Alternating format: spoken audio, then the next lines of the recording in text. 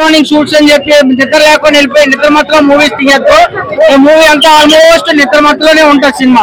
కానీ ఈసారి మూవీస్ తీసేటప్పుడు మీరు డే మొత్తం పడుకోండి, షూట్ చేయండి నైట్. సుమారు ఫ్రేమ్స్ చాలా బాగా పెట్టారు ఎన్టీఆర్ ని.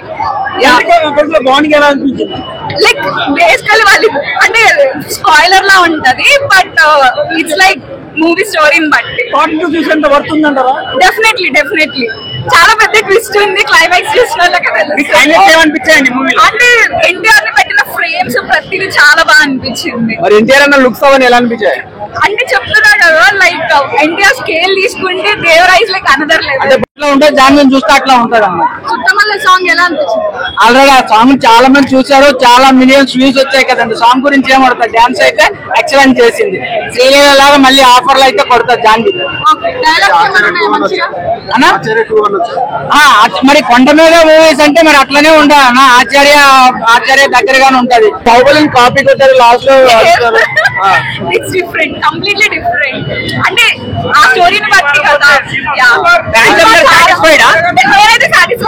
అంటే ఇప్పుడు జాన్వీ కపూర్ ఎంతగా వాడుకోలేదు సాంగ్స్.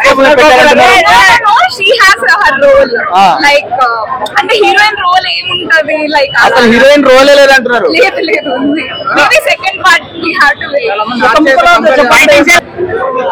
డైలాగ్స్ ఎలా ఉన్నాయి? డైలాగ్స్ పెద్దగా ఏం లేవండి. ఎన్టీఆర్ సినిమా అంటే ఎక్కువ డైలాగ్స్ ఉంటాయి, ఇందులో ఎక్కువ ఏం లేదు. క్లైమాక్స్ అసలు ఆ రేంజ్ లో లేకపోతే సినిమా వేస్ట్ అని చెప్పొచ్చు. క్లైమాక్స్ ఎక్సలెంట్ గా ఉంది. ఎన్టీఆర్ సెకండ్ ప్రకాష్ రాజ్ నిజం చెప్పేసి సీను అందరూ అనుకుంటారు ముగ్గురు ఎన్టీఆర్ లేమని. ముగ్గురు కాదు, అదే బ్యాక్ ఉండి నడిపిస్తాడు. జూనియర్ ఎన్టీఆర్ పెద్ద ఎన్టీఆర్ లా యాక్ట్ చేస్తాడు. అది బాగుంది.